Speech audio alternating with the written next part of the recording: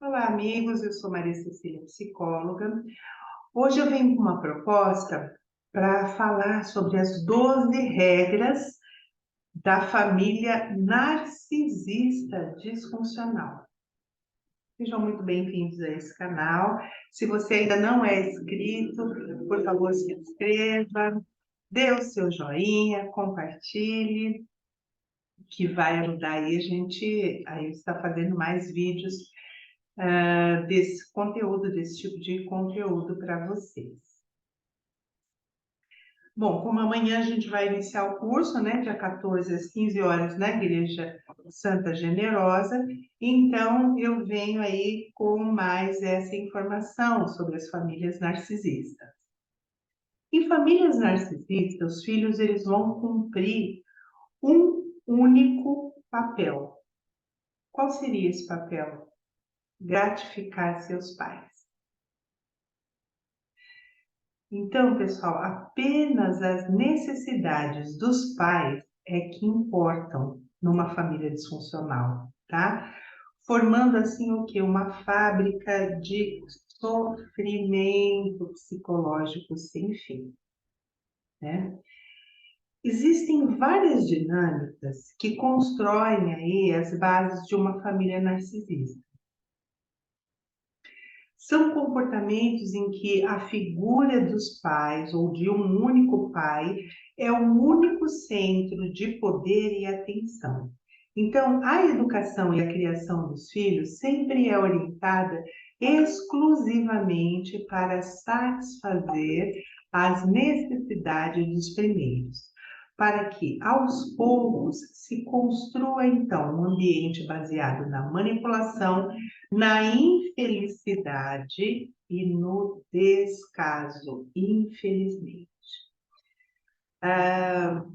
Então, esse cenário é, como eu falei, uma fábrica de sofrimento emocional absoluto, tá? Da mesma forma, a gente não pode ignorar um aspecto, tá? Crescer em um ambiente disfuncional, orquestrado aí por comportamentos baseados na submissão, né, no esgotamento psicológico, tem um grande impacto psicológico.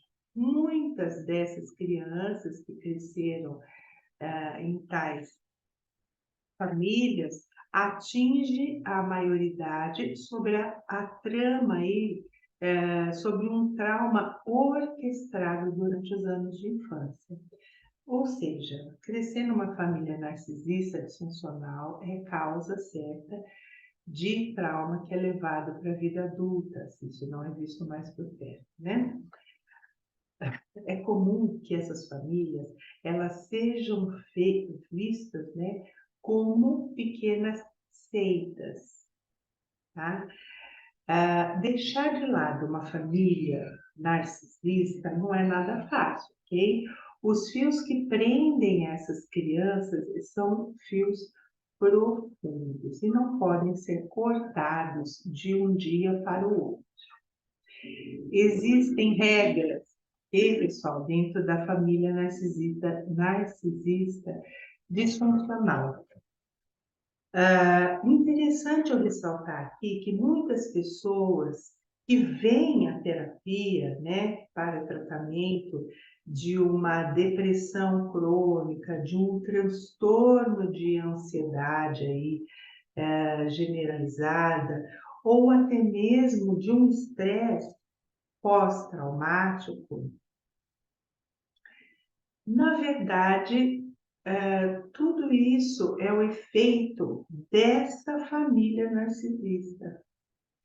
Porque quando nós crescemos, né, quando a pessoa cresce em um ambiente familiar tão prejudicial, nem sempre ela vai ter ciência de que essas figuras, elas seguem esse padrão narcisista, né?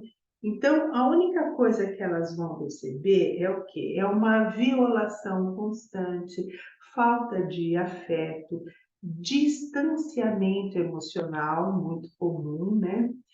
E claro, pessoal, o impacto da crítica que constrange e destrói, tá? Temos várias documentações científicas que falam sobre esse tipo de problema, né? E então, em média, esses núcleos familiares, a figura narcisista é exercida pelo pai. Todavia, essa dinâmica de manipulação, de submissão psicológica, não é só característica da figura paterna, tá? Pode também ser muito comum numa família que seja mãe, né? Principalmente se tem aí raízes, a família que fala matriarcal, né? Que desde sempre as mulheres são fortes, ou que detêm o poder, ou as decisões. Fica de olho aí, né? Que pode significar, sim, uma família narcisista disfuncional, tá? Então, a gente vai falar aqui um pouquinho sobre essas regras. A primeira delas é assumir e aceitar tudo, né? Geralmente quem? O codependente, a parte submissa, né? Então, o que impulsiona aí esses cenários familiares é o medo e a submissão, né? Os pais, ou um deles, vai definir as diretrizes e os mandatos. E ninguém pode sair dessa linha. Você tem que aceitar tudo o que é dito, ordenado ou o que eles pensam, tá? É obrigatório, por exemplo, ter as mesmas opiniões, os mesmos valores, né? E se ajustar aquele ambiente, digamos que 200%, né? Então, o que define as crianças nessas situações vai ser o quê? O medo da reprovação, né? De não ser como o pai ou a mãe narcisista deseja, tá? Então, a segunda regra, adorar o narcisista. As suas necessidades pessoais, pouco importa, ou seja, não importa mesmo, tá? Então, veja, eles mostram, os narcisistas, uma grandeza patológica, combinada aí com uma grande vulnerabilidade. E o que isso significa? Que eles vão precisar de constante reforço para serem o quê? Validados e admirados. Então, apenas as necessidades do narcisista, em uma família que é narcisista, apenas a necessidade daquele narcisista importa. A de todos os outros vão ficar em segundo plano, tá? A terceira regra dentro de uma família disfuncional narcisista é: não demonstre fraqueza e muito menos os seus sentimentos, tá? Não mostre essa habilidade. Por quê? Não ouse mostrar suas emoções. Os narcisistas, eles não vão hesitar em te ridicularizar, te envergonhar. Por cada vez que você se mostrar vulnerável ou falível, né?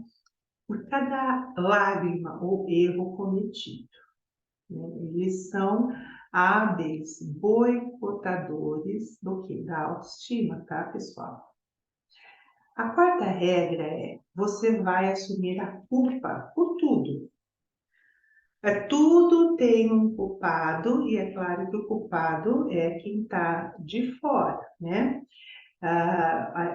É traço típico de um familiar narcisista a projeção da culpa, tá? Sempre que essa figura se sai mal em algum aspecto, seja no trabalho ou em qualquer outro, ela vai dar um jeito de jogar a responsabilidade sobre os outros, né? E imagina isso com criança, né?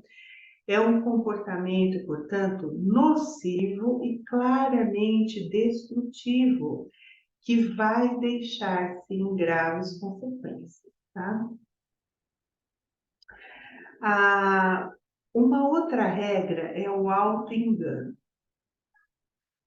Um exemplo, a nossa família é a melhor, os outros são irresponsáveis e falsos, tá? Então, esse tipo de verbalização, eles são uma constante, sim, em ambientes dominados por um narcisista. Então, é bem comum que eles deixem as virtudes que,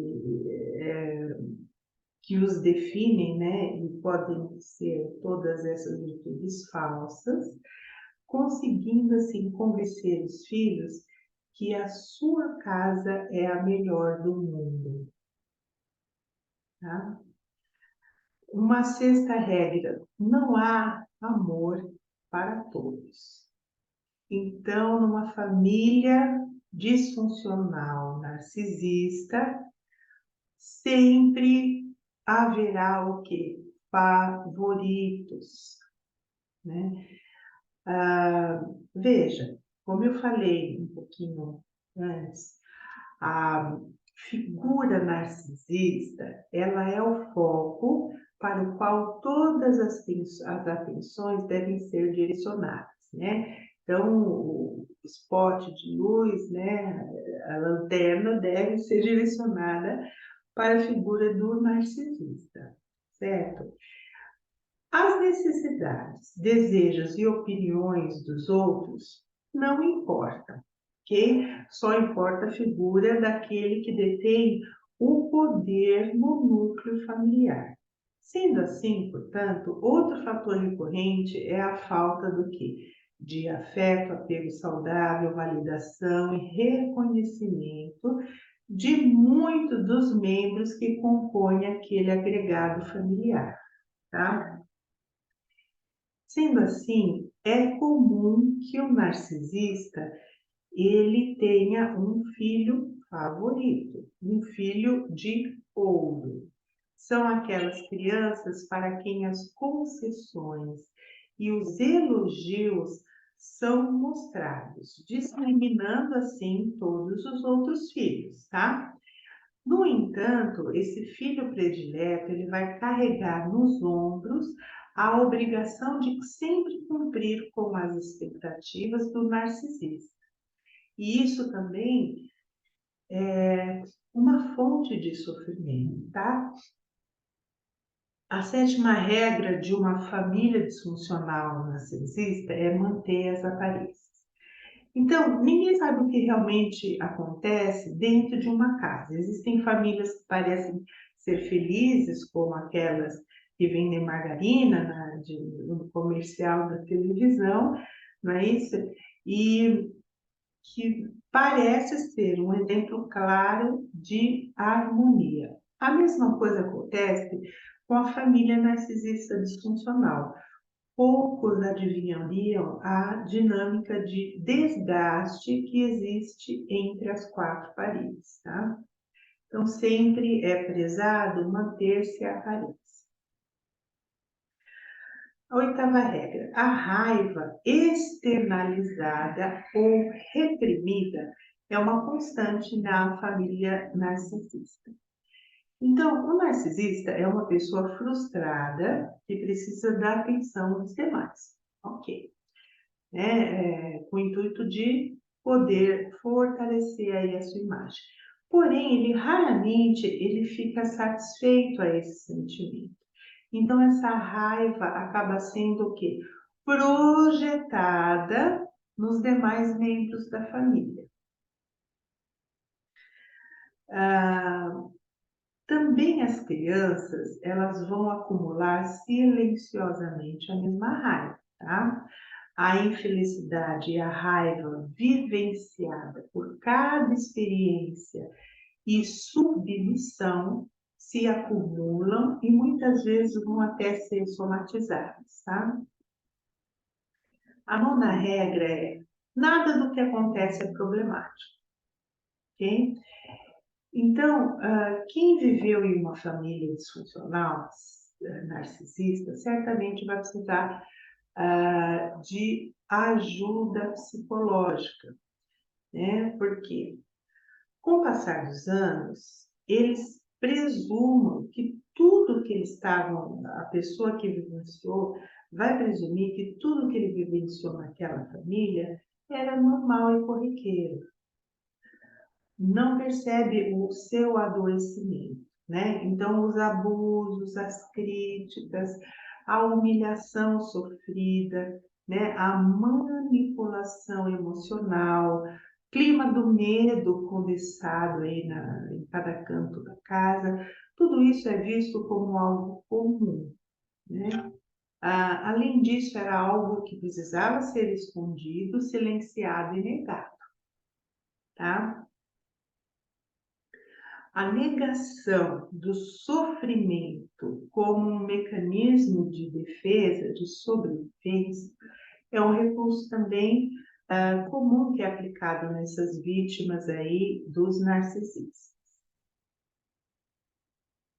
Até que existe um momento aonde vai explodir aí na forma de algum transtorno mental ou doença física, até que eles não aguentem mais, né, ficar aplicando aí esse recurso de negação do sofrimento, tá?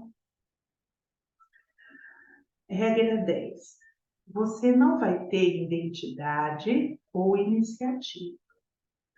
Ou seja, você vai ser impedido de ter os seus próprios ideais ou valores. Vai, sim, ter um grande problema na construção da sua identidade e vai lhe faltar o quê? Iniciativa. Por quê? Porque as famílias narcisistas, elas são como que prisões psicológicas baseadas na submissão e na anulação do próprio ser, né? Do próprio desejo. Lembra que eu falei que o que importa é o narcisista, os demais, eles que se lasquem. 11, regra 11ª.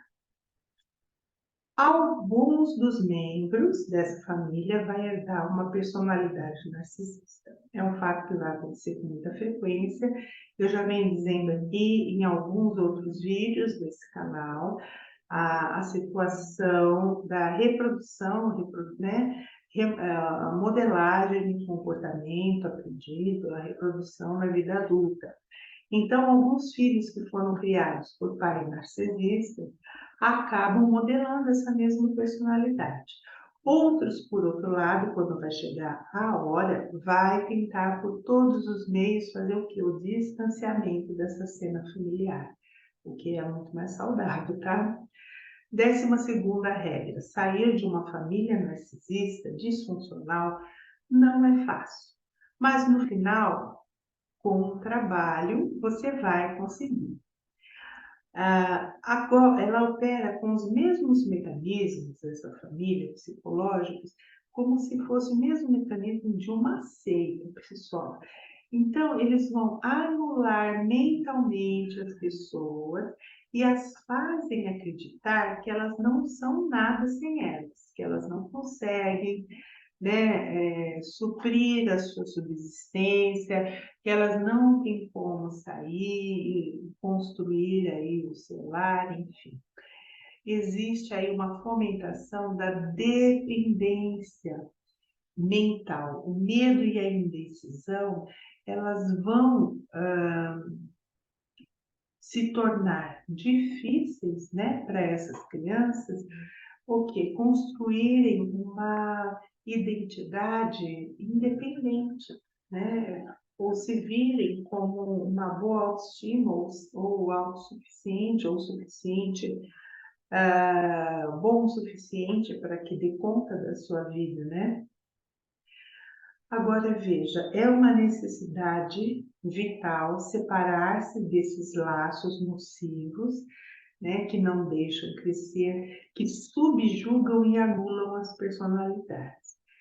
Portanto, se você se viu nessa situação agora, em que eu acabei de descrever, não hesite em procurar ajuda, tá? Através de uma boa terapia, de um grupo terapêutico também, que se você quiser vir fazer parte, será muito bem-vindo. Vou iniciar amanhã, aí, dia 14 de janeiro, às 15 horas, na Igreja Santa Generosa.